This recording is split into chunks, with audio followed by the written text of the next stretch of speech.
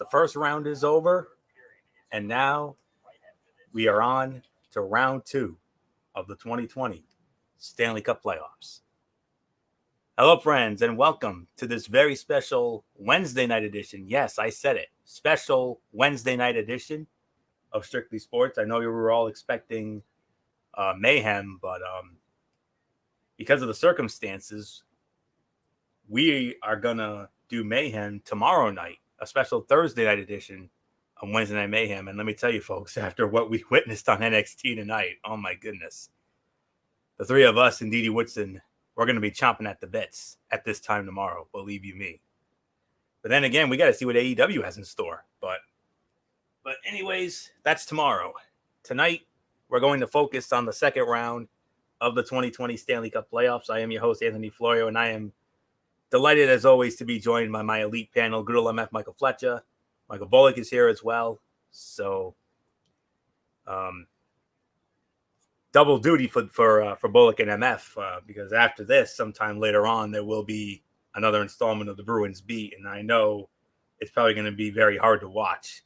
That's all I'm going to say. I'm just going to leave it at that. So, but for right now, let's dive on into the second round matchups, and I can go in order of the starts because I know when they started. So we're going to start it off with the second round series in the Western Conference, featuring the number 2 seed, the Colorado Avalanche, and the number 3 seed, the Dallas Stars.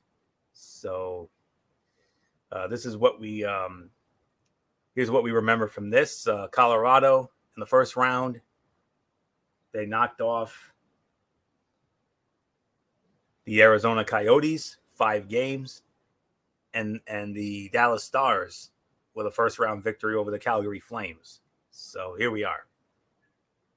The Stars passed the major character test in eliminating the Calgary Flames in 6 games.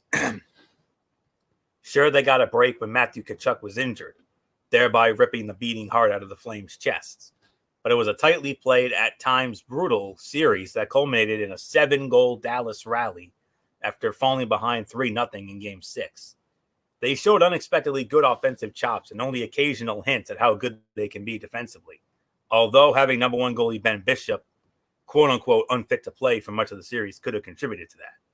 The Avalanche, they were who we thought they were, in the immortal words of the late, great Danny Green. Owning their series against an overmatched Arizona Coyotes team that needed 49 saves from Darcy Kemper to win a game. The final 2 games of that 5-game series were an evisceration, with Colorado outscoring Arizona by a 14-2 margin. Hey, at least the Cardinals got a safety. First line, I got to give the advantage to Colorado. Both teams reunited the most well-known versions of their top lines for the postseason. Nathan MacKinnon, 4 goals, 9 assists. Gabriel Landeskog, 8 assists. And Mikko Rantanen, 3 goals, 7 assists. Combined for 6 goals at 5-on-5 and didn't give up any in 8 games, with an expected goals for advantage of 71.66%. That's a trio that can take over games on their own, as Arizona discovered the hard way. Dallas loaded up with Tyler Seguin, 3 assists, Alexander Radulov, 2 goals and an assist, and Jamie Benn, 2 goals and 2 assists for 7 games. They outscored opponents 4-1 and had an expected goals average of 54.89% at 5-on-5. They're a talented trio. They are not, however, the McKinnon line. So, again, the advantage goes to Colorado. Forward depth, I gotta call a push here. The Stars' 2 leading goal scorers in the playoffs are not found on their top line. Rookie Denis Gurianov has 6 goals, 4 of them coming in that Game 6 rally, while playoff hero Joel Pavelski has 6 of his own. They've skated with Matthias Janmark and Joel Kiviranta. Rupi Hintz, who has struggled at times, has aligned with Jason Dickinson and the always entertaining Corey Perry. Radek Faksa, Andrew Cogliano, and Blake Como are an effective checking line. The Avalanche invested in their depth last summer, and it has paid off. Center Nazem Kadri has 6 goals and 5 assists for 11 points, second on the team. He has seen time with Andrei Burakovsky, 8 points, and Jonas Donskoy, 6 points, both of whom were added last summer. Matt Calvert, Matt Nito, and Pierre-Edouard Bellemare are a solid checking line. JT Comfort, Tyson Jost, and the resurgent defensive ace Valerie Nishushkin are also in the mix. So I call a push on that one. When it comes to defense, I have to give the advantage to Dallas. This series features two of the best young defensemen in the NHL who were taken in consecutive spots in the 2017 NHL draft. The Stars' Miro Heiskanen, third overall, leads the team with 12 points for the postseason and plays 26 minutes and 6 seconds on average with partner Jamie Oleksiak. The Avs' Kali Makar, fourth overall, has 7 points and is averaging 21.42 per game with partner Ryan Graves. But Dallas has another star blue liner beyond Heiskanen and John Klingberg, who has 7 points in the postseason and forms an effective duo with Esa Lindell. Andre Sekera and Tyler Fidon rounded out, while Steven Johns has been unfit to play for 5 games. Colorado's defensive depth includes Eric Johnson, Samuel Girard, Ian Cole, and the well-dressed Nikita Zadorov. All of their pairings have played well at 5-on-5. So Dallas has that edge. I also have Colorado with the goaltending. Ben Bishop won Game 2 for Dallas, but it was Anton Khudobin with a .919 save percentage who started the rest of them against Calgary, while Bishop was sidelined. Something's off as Bishop gave up 4 goals in each of his 2 appearances in the postseason. Colorado had one of the best goalie tandems in the NHL with Philip Grubauer, .937 save percentage in the playoffs, and Pavel Francouz, .958. And nothing has happened to change that perception. With Bishop not quite Bishop at the moment, the Avs get the nod. Coaching, I give it to Colorado. Dallas interim coach Rick Bowness is the third coach in NHL history to win a playoff series at age 65 or older. His work hasn't been without criticism, like his sheltered usage of the explosive Denis Gurianov, but he helped guide the Stars to a tough series win. Avalanche coach Jared Bednar has a very good sense of how this roster pieces together, is a steady presence behind the bench, and is a tad underrated, if I'm being honest. Special teams, Colorado.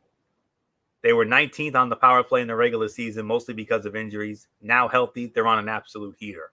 They posted a 30.6% conversion rate, best in the playoffs through 8 games. Dallas is no slouch at 20% in 9 games. Colorado has a slightly better than average penalty kill, although its 88% success rate had a lot to do with Arizona's ineptness. The Stars' penalty kill was middling in the regular season, 17th, and the postseason, 76.7%. Now, I know Dallas is up 2-0, but I still have this feeling about Colorado. Now, keep in mind, I'm giving you the prediction that I had going into this series. And I had Colorado winning in 7, and I still have Colorado winning in 7. This still has the makings of a fantastic series as the Stars' cagey veterans and stingy defense battle a Colorado team that has looked absolutely locked in since this tournament started. An upset is not out of the question, but given Colorado's special teams, health, and top-line advantages, I still think they find a way here, even though they are down 2-0. And Game 3 will be going down later this evening. And I'll say this. If Colorado wins, I'm still going to stand by my 7-game prediction for Colorado. But if Dallas wins and goes up 3-0, then it's Dallas' series to lose. And keep in mind, I picked Colorado to represent the West in the Stanley Cup Finals. Colorado still was my pick to go to the Stanley Cup Finals in the West, but unless they wake up and they win tonight, which they better do. They win, they still have a puncher's chance. But if they lose and go down 0-3, they're donezo. So to say tonight's Game 3 is a must-win for Colorado, that would be a gross and big-time understatement. So that's all I can say on that. I'm still going with Colorado in 7, but that's only if they win tonight. But if they lose, then Dallas wins, obviously. So there's really nothing more to say. I'm going to bring in the Doc Emmerich to my Eddie Olczyk and the Gary Thorne to my Bill Clement, Good old MF Michael Fletcher. And Doc, I mean, I still think Colorado can win in 7, but that's only if they win tonight. But Dallas up 2-0. And if they go up 3-0, wow. Dallas has looked so good. Dallas looks like a team that could actually make the Stanley Cup final. Like that, they're dangerous right now. I mean, they're playing on all 3 scales of the game: offensively, defensively, power play, goaltending, everything that's so far at this point has been all about Dallas. And remember, Dallas made a deep run a couple of years ago in the Stanley Cup playoff. A lot of people thought last year that they could have made the final. Like, that's how good they were. So, I mean, it was kind of a bad situation. They fell apart, didn't get to where they wanted it to be at the end. But this year, regardless of where they are, yes, it's a bubble. Yes, they're playing in Edmonton, but they're playing the best hockey that I've seen in a while, and they really got me thinking that this team could make it all the way to the cup final. Like, they're that good right now. Obviously, Colorado can definitely turn it around. Nathan McKibben, who I think could, going in, was one of the best players in the world today, and I know he's been struggling a little bit, but you give him an opportunity, I think they really could do this. So, right now, yes, going into it, I did have Colorado winning the series in 7, but the way that it's looking right now, I'm gonna say Dallas in 6. Like, that's my prediction. So, Michael Bullock, I give it to you. Yeah, I mean, like you said, I mean, the thing is, I mean, Colorado, like you said, they were the favorite coming into this series. But man, oh man, this Dallas Stars team, I mean, they've throughout these first two games, they've really looked really good, and a team that could be a team of destiny. I mean, yeah, I mean, a lot of guys on the Dallas Stars have really stepped up, including, former Bruin Tyler Seguin, and yeah, I mean, yeah, this is definitely a must win for the Avalanche. But I think after what I've seen, I'm gonna go with Michael Fletch on this one. I'm going with the Dallas Stars to win this series. I mean, they look like a team of destiny and a team that I don't think anybody wants to play in the Western Conference Finals or even the Stanley Cup Finals should they even get there. So I'm going to go with the Dallas Stars to win it, and I'm going to go with the 6 games as well. So, yeah, so there's really nothing more to add. So, Florio, let's move on. And we are gonna and we are gonna move on to what not just me, but MF as well. But then again, I think we can make an argument for all three of us. But MF and I, being the NHL guys here, being the Gary Thorne and Bill Clement here, I mean, there's no question about it. This next series, this is literally, without question, the most intriguing and most compelling of the 4 series. It's a damn shame that this was not in the Eastern Conference Finals, because to me, these are the 2 best teams in the Eastern Conference. No question about it. The number 2 seed, the Tampa Bay Lightning, squaring off against the number 4 seed, the Boston Bruins. Tampa Bay got here by extracting a little bit of some revenge as they got their payback on the Columbus Blue Jackets. They beat them in 5 games, paying them back for the most demoralizing and embarrassing loss in their franchise history. You remember last year, they matched the win record of the 1995-1996 Detroit Red Wings, winning 62 games. Odds-on favorites to win the Stanley Cup. Columbus bounced them 4 straight. But Tampa said, not this year. And they got them in 5. Whereas the Boston Bruins, they had a rematch of their own. They beat the very same team they beat to get to the Stanley Cup Finals last year in the Eastern Conference Finals. That was the Carolina Hurricanes. They beat them in 5 games. So, and it sets it up. The Tampa Bay Lightning, the Boston Bruins, MF. I mean, it's only fitting we start with you here because you are the Gary Thorne and the Doc of our crew here. So Doc, I gotta ask, Tampa and Boston. I know the game tonight is an absolute dud, but I still think this has the makings to be one of the great series of all time. Oh, I believe it's going to be a 7-game series. There's no doubt about it. I mean, look, this was a back-to-back night, so you knew somebody was going to get hurt on this one. So obviously, yes. So I gotta believe that this is going to be a very interesting matchup. Vasilevsky right now is looking absolutely amazing. He is definitely dominating in the series and everything else. But you also got that killer line that that Tampa has, and you've seen how much they've been shining in this game tonight. Well, prevalently in this game tonight. But you gotta say it. The perfect line of the Bruins have to really step it up a little bit. But in the grand scheme of things, I believe this will go 7 games, but I do believe Tampa has enough of the horses to get all the way to the end. I do have the Tampa Bay Lightning winning the series in 7, knocking out the President's Trophy winning Boston Bruins. I think the Bruins and Tampa definitely had an easy time in their first series. I think Tampa, look, the one thing that we're going to talk about on the Bruins beat tonight is if Tampa starts to solidify that power play, if the power play, like it's been doing here tonight, if they start delivering, then it's over. Boston does not have a chance, and they will not win this series. So, nothing more to say. I got Tampa in 7 games. Michael Blake, I give it to you, my friend. Yeah, and like you said, I still think this is going to be a really good series, no doubt, despite what we're seeing tonight. But I think the thing is, I mean, on paper, I think it looks like the Tampa Bay Lightning to me look like the more superior team. I mean, look at everything that they have from.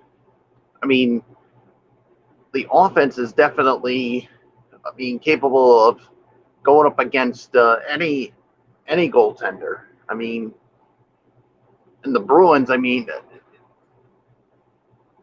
the thing is, I mean, you still got some key guys on there. Obviously, led by Chara, and of course David Pastrnak, and yeah, Yaroslav Halak. I mean, obviously now is the number one goaltender because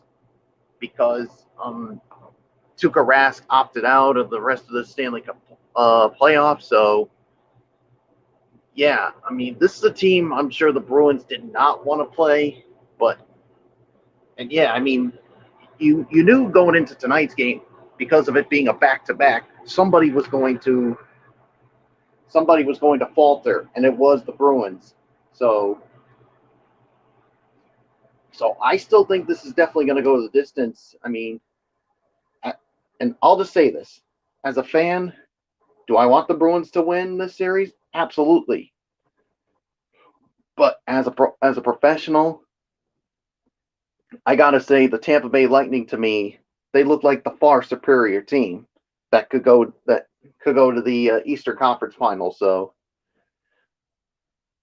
I mean, especially when you've got one of their the best players on the team in Nikita Kucherov, who actually did have a goal tonight in this game. So to me, I'm with Fletch. I got the Lightning winning this in 7 games. Florio, it's yours. If the Lightning were going to make a run this summer, first they would have to exercise some demons. Tampa Bay got to face their former coach John Tortorella's forecheck-focused Columbus Blue Jackets again in the first round, and this time pulled away, gaining momentum from that epic 5-overtime Game 1 win, which MF and I are still trying to recover from, by the way. Tampa Bay did it all without Steven Stamkos, who was sidelined because of injury.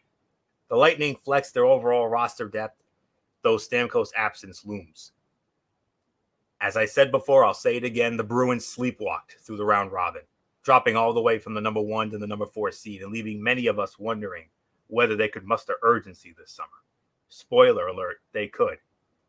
Goalie Tuukka Rask left the bubble to attend to family matters, but his teammates rallied against the Carolina Hurricanes, a team that their captain, Zdeno Chara, lauded as well coached with a dangerous lineup. David Pastrnak missed most of that series, but seasoned vets such as Brad Marchand and David Krejci more than compensated. First line, I give the advantage to Boston. Pastrnak returned in Game 5 versus Carolina, which means the perfection line with Patrice Bergeron and Brad Marchand is back intact. Pastrnak appears to be a full go. He led Boston forwards in ice time, about 20 and a half minutes a game, and firing 5 shots on net in his first game back. Without Stamkos, the Lightning are rolling out Braden Point, Nikita Kucherov, and Andre Palat on the top line. Point, with 5 goals and 5 assists in 8 games, including 2 overtime winners, is having a terrific postseason. But perhaps here is where I mentioned that though the Lightning are generating plenty of high danger chances, they're having a hard time finishing. They have just 20 goals through 8 games and scored more than 3 goals just once. They could get by Columbus without Stamkos, but it will be harder in this series. Forward depth, I give that advantage to Tampa Bay. Boston's second line of Jake DeBrusk, David Krejci, and Andre Case is buzzing, driving possession, and creating grade A chances. The third line, anchored by Charlie Coyle, 66% expected goals rate against Carolina, is strong too. But there's a drop-off after that. Tampa Bay's second line, centered by Anthony Cirelli, is not producing at its best. But the third line, featuring Blake Coleman, Barclay Goodrow, and Yanni Gourde, is playing great hockey. You'll hear a lot about how general manager Julien Brisebois bolstered his forward group with grit via the additions of Coleman and Goodrow at the trade deadline and Patrick Maroon last summer. Tampa Bay's fourth line holds a significant edge over Boston's as well. Defense, I call push. This postseason has been a bit of a revelation for Zach Bogosian, who has revived his career in Tampa Bay thanks in part to a great assignment of playing alongside Norris Trophy nominee Victor Hedman. Hedman was an absolute force in the Columbus series. The 2 pairings behind them are extremely solid. In Boston, Charlie McAvoy asserts himself as the top defenseman in this league. In a sign of the times, he carries the weight on his pairing with Zdeno Chara. It's hard to find too many faults in Boston's top 6 and keep an eye on Matt Grzelcyk, who keeps picking up more responsibilities. Goaltending, I give the edge to Tampa Bay. With Tuukka Rask out, Yaroslav Halak assumes number 1 duties. Over the past 2 seasons and 66 starts, Halak has a .921 save percentage and 12.4 goals saved above average. The Bruins have total faith in the 35-year-old Halak. The issue is workload, especially with 2 back-to-backs baked into this schedule. The backup is 23-year-old Dan Vladar, who has never played an NHL game. In Tampa Bay, you know what you're getting from Andrei Vasilevskiy, the reigning Vezina Trophy winner, who is up for the award again this season. Vasilevskiy has a .923 save percentage at even strength this postseason. Coaching, they're both great, but I have to give a slight edge to Boston.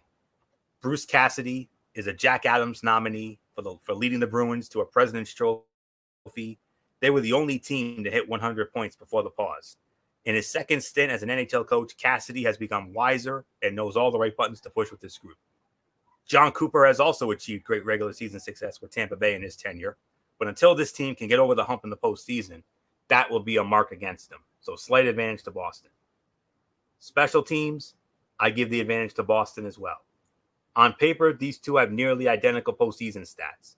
Tampa Bay's 13.3% on the power play is disappointing, considering that the Lightning, like Boston, were a top 5 team with a man advantage during the regular season. Not to harp too much on the absence of Stamkos, but his presence certainly would add a boost here. Boston's 17.9% on the power play is a big advantage, though the Bruins are slightly behind on the penalty kill, 85.7% to Tampa Bay's 87.1%. Now, I know I should be going with Tampa Bay to win this series in 7 games. I should agree with these guys. But I got this feeling about Boston here. This is a clash of the Eastern Conference's 2 best teams this season. And all of us hockey fans are in for a treat. Although we're all expecting tight, tough contested battles with the exception of tonight, I think the Bruins seem to be clicking at just the right time to avenge their 2018 second-round loss to Tampa. I'm actually going to surprise you guys. I'm actually going to take a chance here, and I'm going to go against these guys, and I'm actually going to go with the Boston Bruins. I do agree. I believe it will go the distance. I believe it will go 7. But I'm going to go with Boston to win this series. But if Tampa wins it, I would not at all be surprised. I would not, absolutely whatsoever. So, but make no mistake about it. We're in for something really special. This is going to be one hell of a series, and I cannot wait to on going with that. So with that being said, let's move on to our next series. We're going to go back to the Western Conference. We will see the number one. We're going to talk about the number one seed, the Vegas Golden Knights, and they'll be squaring off against the number 5 seed, the Vancouver Canucks. Vegas, in the first round, defeating our dear friend Matt Ward's Chicago Blackhawks in 5 games, and the Vancouver Canucks, with perhaps the big moment of the first round, knocking out the defending Stanley Cup champion St. Louis Blues, guaranteeing us a brand new Stanley Cup champion in 2020. So, Michael Bullock, we started off with you here. Vegas Golden Knights, Vancouver Canucks, series tied at a game apiece. Vegas won game 1, 5-0, but then the Canucks came back and won game 2, 5-2. I believe game 3 is tomorrow, but nonetheless, it's a 1-all series. So, Bullock, who do you got, Vegas or Vancouver in this Western series?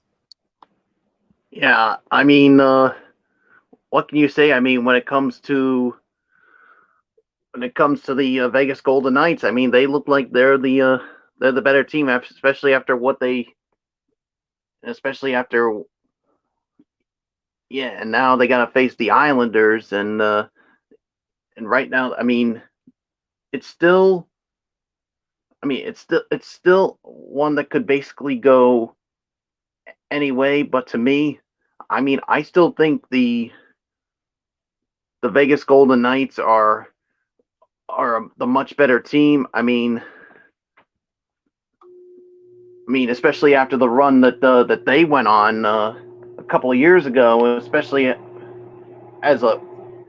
in their inaugural season, where they surprised a whole hell of a lot of people, and basically got to the Stanley Cup Finals. Could they get back there again? It's definitely a possibility. So, to me, I'm going to go with the Vegas Golden Knights to win this one. I'm going to say, if I had to say how many games it's going to go, I think it's definitely going to go maybe 6 games. But I still think the Islanders are definitely going to give them some fits. No doubt about it. So, Florio, let's get into your full details of this series. Indeed. The Vancouver Canucks went from potential contender to actual contender. Their qualification round win over the Minnesota Wild was proof of concept that their talented offensive group could overcome a solid defensive team at 5-on-5, use the power play to put goals on the board, and have goalie Jacob Markstrom do the rest. That formula was reapplied in their 6-game series win over the now former Stanley Cup champion St. Louis Blues. They weren't always the best team in the series, but they certainly were the most animated. Their power play went 7 for 13 in their wins, but 0 for 10 in their losses. Markstrom was the best goalie in the series. In summary, St. Louis tired, Vancouver wired. The Golden Knights didn't offer any surprises in the first round, and that's fine. They rolled 4 lines, had strong two-way play, and exhibited their goaltending depth in a 5-game series win against Chicago. In 8 playoff games, the Knights have a 62.11% expected goals percentage at 5-on-5, which is best in the league. This is a Vancouver team that excels at generating offense against a Vegas team that can match that output while playing championship-level defense, and both teams can get into a little nasty. First line, I'm sorry, I got to call push here. The Canucks line of Elias Pettersson with Brock Boeser and JT Miller might win the prize for most creative of the postseason, thanks to Pettersson's offensive invention. They didn't dominate 49.48% expected goals percentage, but they've outscored their opponents 4-1 at even strength. Vegas has 2 lines that could be considered their best. Paul Stastny with Jonathan Marchessault and Riley Smith, along with William Karlsson with Max Pacioretty and Mark Stone. Based on ice time, I'll go with the latter group as their top line. They can score, but more importantly, they can defend, as Karlsson and Stone are among the league's best two-way forwards, so push there. Forward depth, I got to give the edge to Vegas. It's not the Marchessault line, but Vancouver's second line of Bo Horvat, Louis Eriksson, and Tanner Pearson has been strong. With the injured Tyler Toffoli nearing his return, it'll be interesting to see on which line Coach Travis Green slots it. Both teams have solid depth behind those featured lines. In Vancouver's case, the play of their bottom six helped turn the series against St. Louis. Tyler Mott with 4 goals, Antoine Roussel 4 points, Jake Virtanen and Jay Beagle, who scored the opening goal in Game 6. Brandon Sutter is also in the mix. Oh, excuse me 1 second here. Pop-up came up here. Okay. The Knights' third line is anchored by Alex Tuch, 4 goals, one of the true X factors in the postseason. He can be a physical force and a difference maker. He's usually skating with Nick Cousins and Nicholas Roy. Ryan Reeves and William Carrier are as effective a fourth-line duo as you'll find. Vegas' ace in the hole, Chandler Stevenson, who can play up and down the lineup.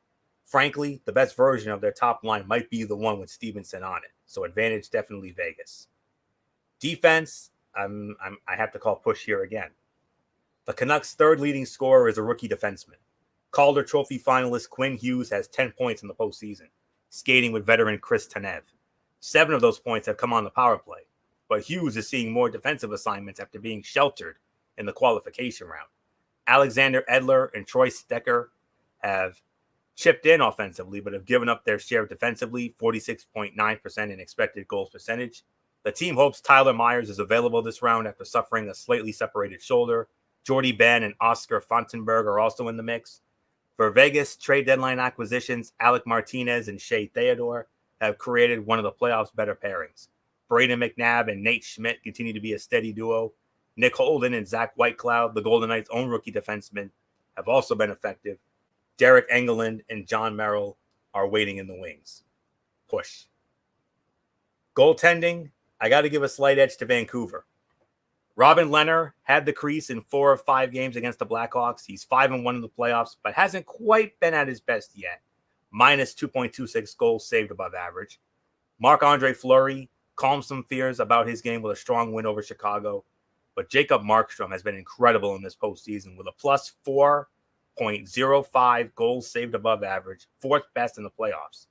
He's 7-3 with a .929 save percentage. If Lehner gets the crease again, it'll be a battle between 2 unrestricted free agents showing off in the spotlight. On paper, Vegas has the advantage here, but in the playoffs so far, Markstrom's been the better goalie. Slight advantage Vancouver. Coaching, I got to give the edge to Vegas. The strange journey of Peter DeBoer continues. He was fired by the San Jose Sharks and then hired by the Vegas Golden Knights to replace Gerard Gallant. In other words, taking over for the first coach in franchise history as one of the franchise's most notable villains during his time in San Jose. He has them playing well, has expertly juggled the lineup, and has much more playoff experience than his counterpart. The days of calling Travis Green underrated are over. He has done a remarkable job managing this lineup and in keeping a young team in line after the Blues looked like they might be taking over the series. Special teams, I give the edge to Vancouver. The Canucks are clicking at 26.2% on the power play in 10 games, while the Knights converted at 19.1%. But Vegas has the advantage on the penalty kill, converted at an 86.4% rate, compared to a respectable 81% for the Canucks. Special teams are going to be an enormous factor here, and the Knights may have an advantage in their discipline. At 2.93 penalties per 60 minutes, Vegas is the second least penalized team in the postseason. Vancouver has drawn more, 5.51, than anyone still playing. So that's a key development to watch. Who wins the series? I agree 100% with Michael Bullock. I also have the Vegas Golden Knights winning this series in 6 games. But don't get me wrong, the Canucks are going to be a very tough out.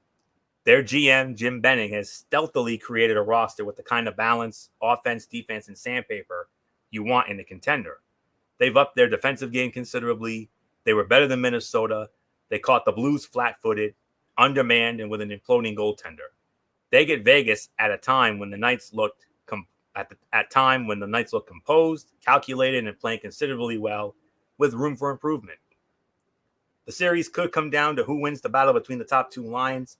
I'll take Vegas in that battle to advance, even though the Canucks are most certainly primed for another upset. So I agree with Bullock. Give me Vegas in 6. And that's unanimous, or what do you say? Unanimous. I'm going to go with the Vegas Golden Knights to win the series, and I'll say it in 6. All right. So we have one series left, And that series will feature, it'll be the other Eastern Conference series as we put a close on this show here tonight, as it will be the Philadelphia Flyers squaring off against the New York Islanders. And that series is currently tied at a game apiece. The Islanders came out firing in game one with a I believe it was like a 4-0 win or something like that. But the Flyers evened the series with a 4-3 overtime win this afternoon. So that series is tied at a game apiece. Game 3 is tomorrow. So let's get into this. Philadelphia, of course, a 6-game series win over the Montreal Canadiens, whereas the New York Islanders had an easy series win of their own against the Florida Panthers. So here we are. The Flyers turned a lot of heads for the way they finished the regular season, tied with the Bruins for the best record from January 8th on, then ran the table in round-robin play to earn the number 1 seed, while Philadelphia's defense, highlighted by rising stars Ivan Provorov, Felipe Myers, and Travis Sanheim, continued to garner rave reviews. Its offense stalled out against the Montreal Canadiens, scoring only 11 goals in 6 games. Philly didn't wow anyone with how it eliminated Montreal, but style points don't matter at this time of year. The important thing is the Flyers did it, advancing past the first round for the first time since 2012. It's a pivotal moment for this franchise, which had been stockpiling excellent prospects and now gets to see the plan coming to fruition. Barry Trotz is coaching the heck out of the Islanders. New York decimated Trotz's old friends, a much flashier Washington Capitals team with its signature stingy defensive structure and focus. The Isles, who have yet to allow more than 30 shots in a game this postseason, have outscored teams 11-4 in third periods. They're also coming alive on offense, averaging 3.33 goals a game, 4th best among teams this summer, and a significant uptick from their 2.78 goals a game in the regular season. And that's mostly thanks to the top 2 lines, as depth production remains an issue. And I stand corrected. The Islanders beat the Washington Capitals in the first round. They beat the Florida Panthers in the qualifying round. First line, push. Coach Alain Vigneault has been shuffling the Flyers lines quite a bit this summer, but Sean Couturier and Jacob Voracek are first-line constants. Voracek is on a tear, 4 goals, 7 points in 6 games against Montreal, and we all know what Couturier provides defensively. It would be nice to see rookie Joel Farabee, who had 2 goals against Montreal, get more looks with the duo. New York's trio of Jordan Eberle, Matthew Barzal, and Anders Lee controls possession, has been on the ice for only 1 goal against at 5-on-5 this summer. Still waiting on more of an offensive breakout from that trio. Forward depth, I got to go with Philly. Don't look now, but second liner Anthony Beauvillier is tied for the summer lead with 6 goals. The 23-year-old has arrived. Beauvillier's line with him alongside the underrated Brock Nelson and Josh Bailey has been a revelation for New York, which still isn't getting, and probably doesn't expect much, production from the bottom 6. The Flyers have a more well-rounded bottom 9, which includes X-Factor James Van Riemsdyk. The veteran has been in and out of the lineup as a healthy scratch, but could add a well-rested boost, especially on the power play. Go with Philly there. Defense, that's a push. Since the Flyers' top goal scorers were having a tough time breaking through against Montreal, they'll rely heavily on their blue line. That's fine, because Philly's defensive group is solid, with a good group of youngsters and veterans, plus a blend of styles. Shane Gostisbehere is trying to revive his career and might come in for an extra offensive boost. You know what you're going to get from the Islanders' defense, and it's tough to penetrate. New York has allowed 1.67 goals a game through its 9 games so far. The Isles also blocked 18.62 shots per 60 minutes, most of any team remaining in the tournament. Goaltending, I got to call push again. The spotlight was on 22-year-old Carter Hart in the first round, and he delivered for Philadelphia, going toe-to-toe with his childhood idol, Carey Price. Hart had 2 dud games against Montreal, but in each case rebounded nicely, including back-to-back shutouts in games 3 and 4 after getting pulled in game 2.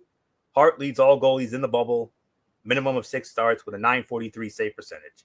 But it's hard to find many faults right now with the Islanders' Semyon Varlamov, who has a .934 save percentage through 9 games. Coaching, again, I got to call push. It's a matchup of 2 veteran coaches, Barry Trotz and Alain Vigneault, ranked 4th and 10th respectively in career games coached in NHL history.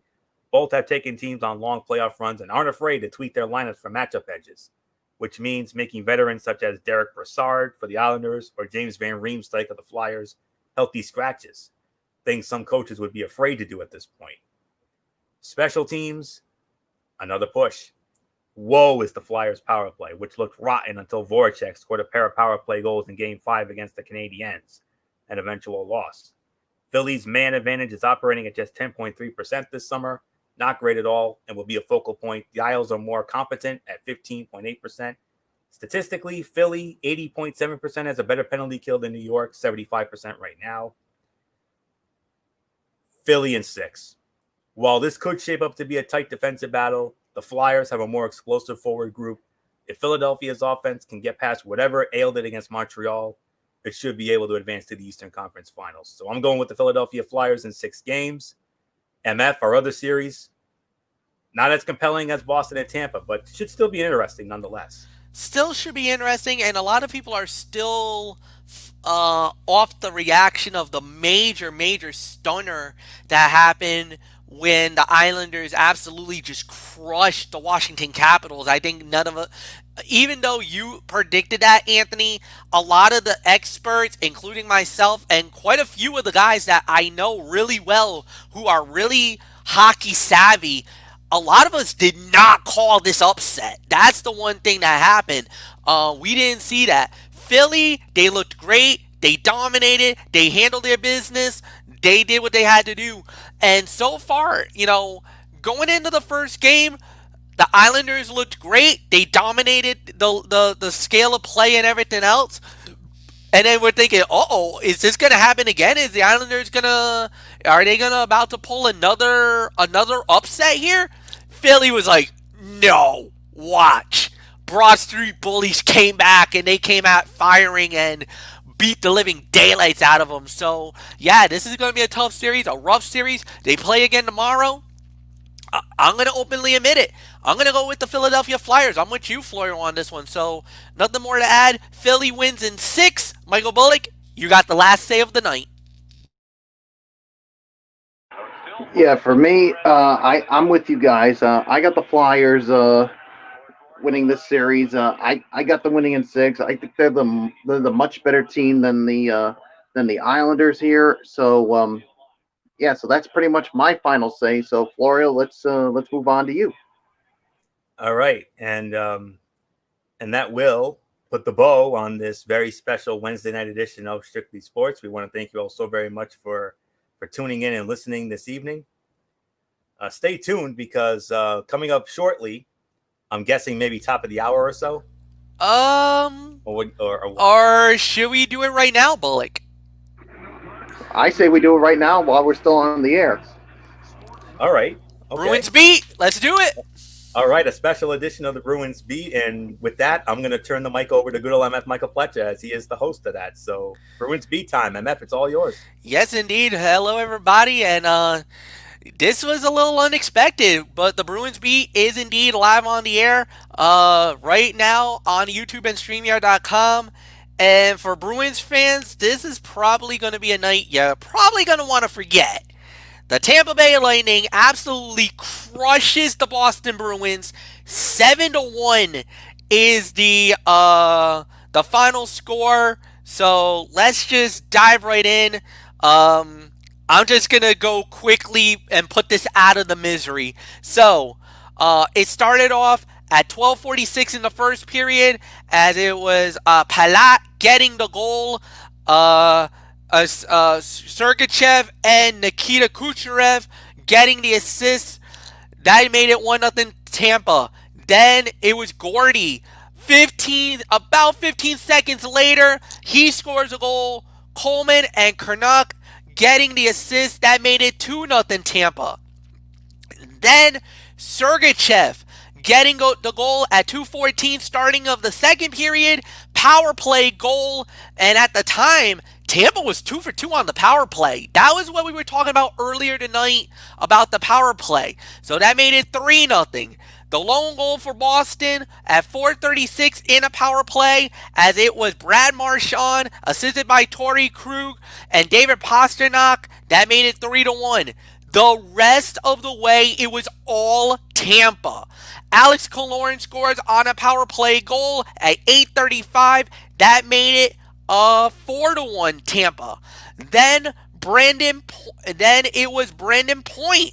He scores at 15 15-23. Kaloran and Sergachev with the assist. 5-1.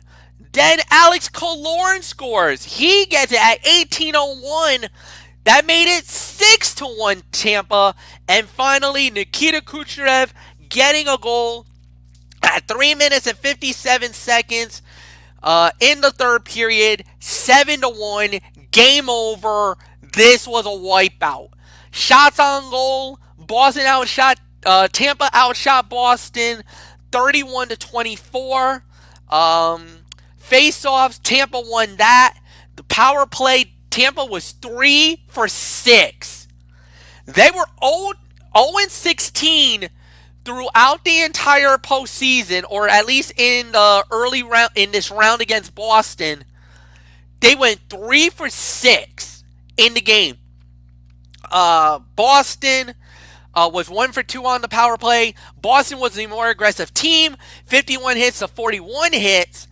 And we don't have a 3 stars of the game at the moment. It has not been announced as of yet. However, once we do get it, I will give you it. Look, stats-wise, Andrei Valevsky, 23 saves on 24 shots. Boston, man, Yaroslav Halak had a horrible game, guys. 12 saves on 16 shots. He gave up 4 goals. He gets pulled. And then it was Dan Veller. He comes in, made 12 saves on 15 shots. He gives up the remaining 3.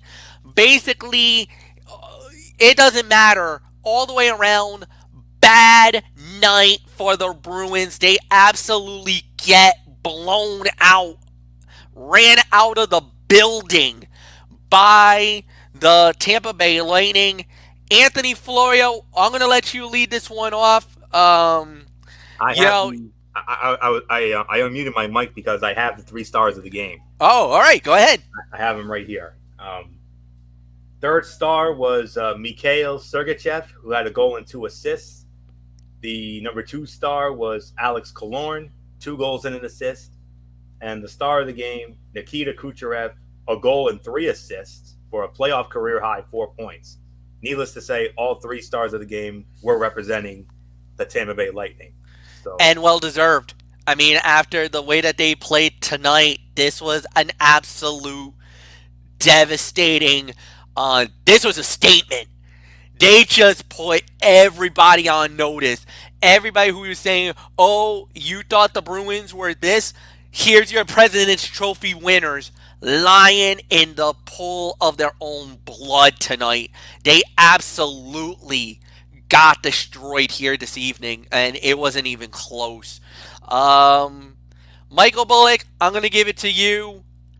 I mean, as a diehard Bruins fan, I know you want to be as professional as you can be, but deep down, you got to be absolutely embarrassed with this performance because the Bruins absolutely just humiliated themselves on this ice. Yeah, I mean, let's just put it plain and simple. They just didn't show up to play tonight. I mean, they were just, let's just say they got holiday hammed big time. I mean, the thing is, there was nothing positive that came out of this tonight. There just simply wasn't. I mean, we knew coming into this that somebody was gonna lay an egg, and unfortunately, it was the Bruins. But you also got to give credit to the Tampa Bay Lightning. I mean, they were the much better team tonight, and yeah, somebody was going to get hurt from this back-to-back, and the Bruins ended up being the one so bad that they had to pull their goaltender. So they'll have a chance to soak this in for a day.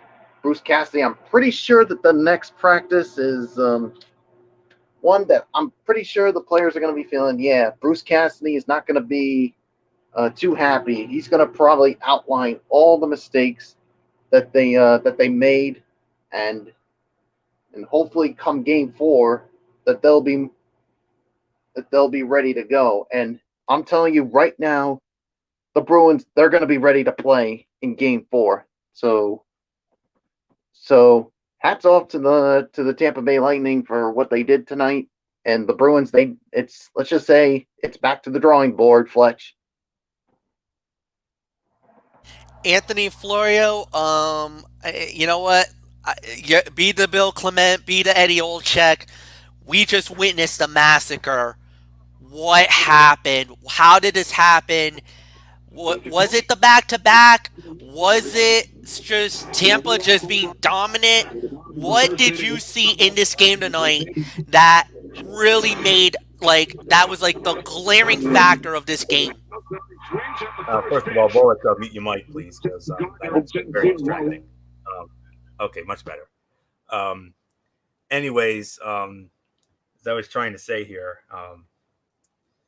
back-to-back could have been a factor. I mean, absolutely.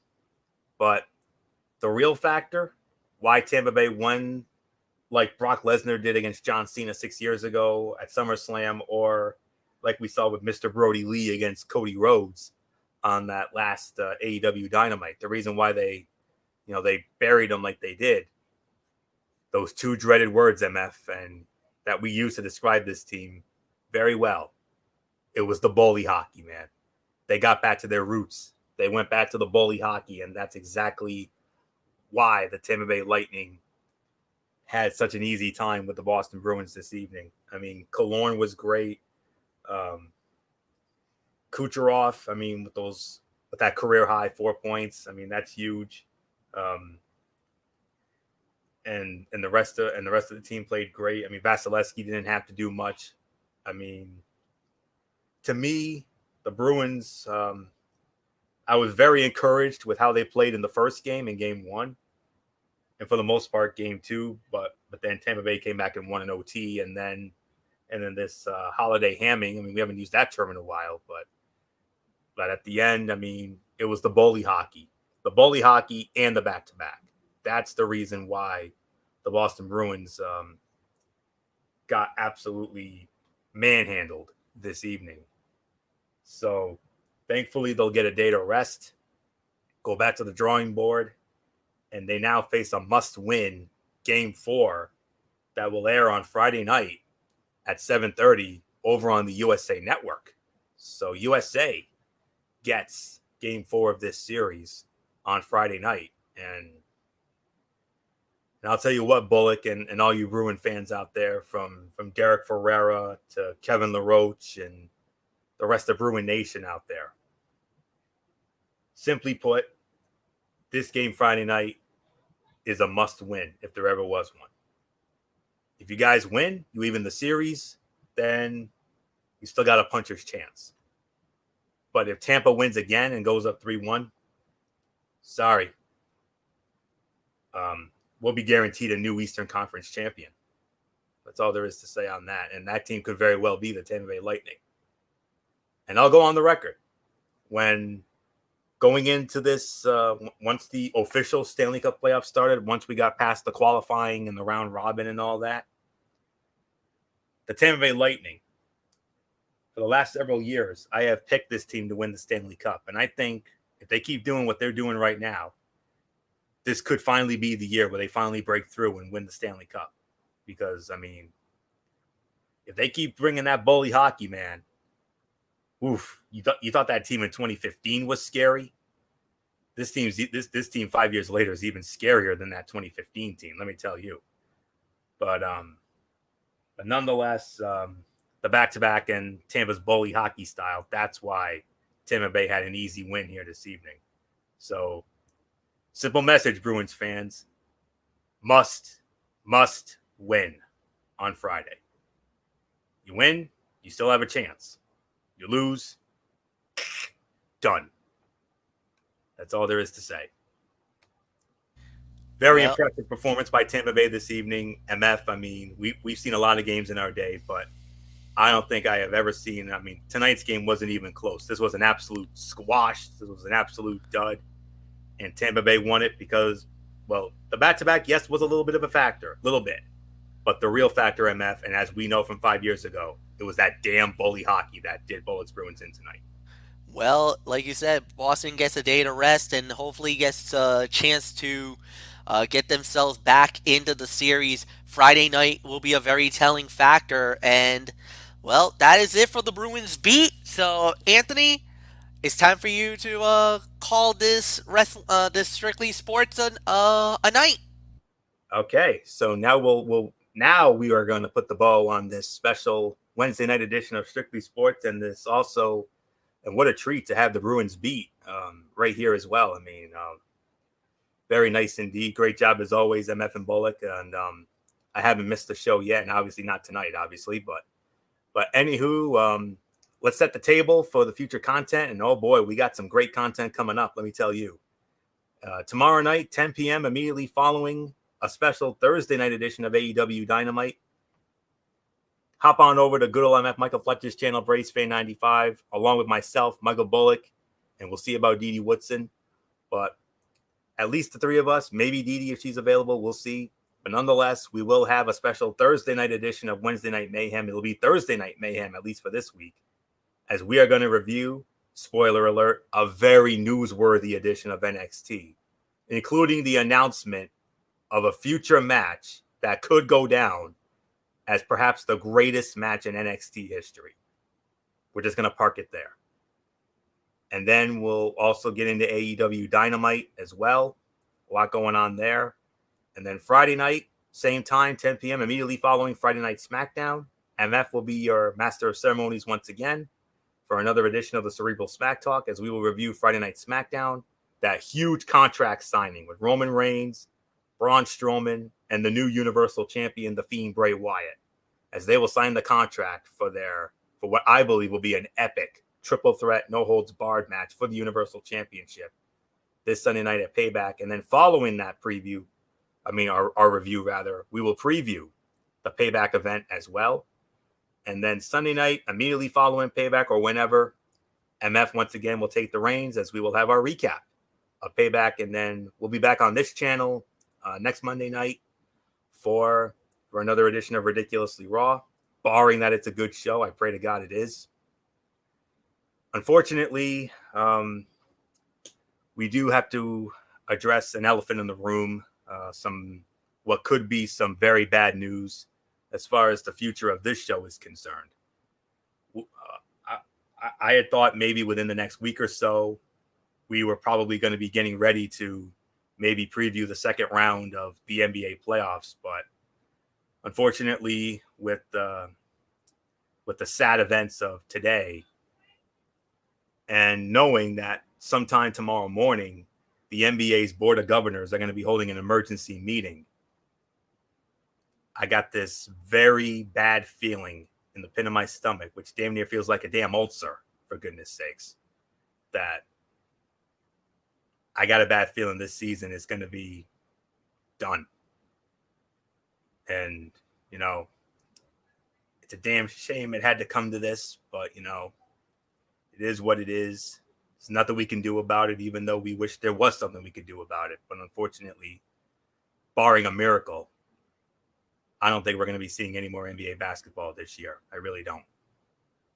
So, but then again, you never know. You never know. They could surprise, but we'll have to wait and see on that. I'm going to keep it in prayer, though. I'm going to pray that a miracle will come out of this. But for all intents and purposes, in my humble opinion, I think tomorrow morning they're going to announce that the rest of this NBA playoff season is going to be donezo.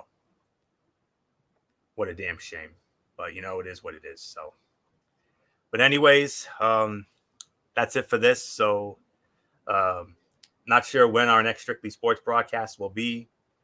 It'll probably be when the NHL is ready for the conference finals, or maybe it could be for the football season. We'll have to keep an eye out. As soon as we know something, we'll definitely let you all know.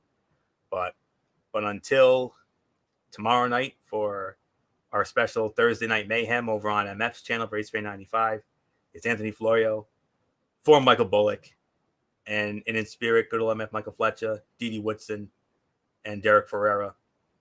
You know the routine, everybody. Thumbs up. Talk to you later. Yeah. Throw it up Fortune 4 style. Bye for now, my friends. God bless. Be good to each other. Have a blessed Thursday. And until tomorrow night for our special Thursday Night Mayhem with MF over on Race Fan 95, you've been watching this special Wednesday night edition of Strictly Sports right here on the Tone 25 on YouTube.com as well as StreamYard.com. For everybody who has been a part of this one, for now, Anthony Floyo, so long. Bye, everybody. Bye.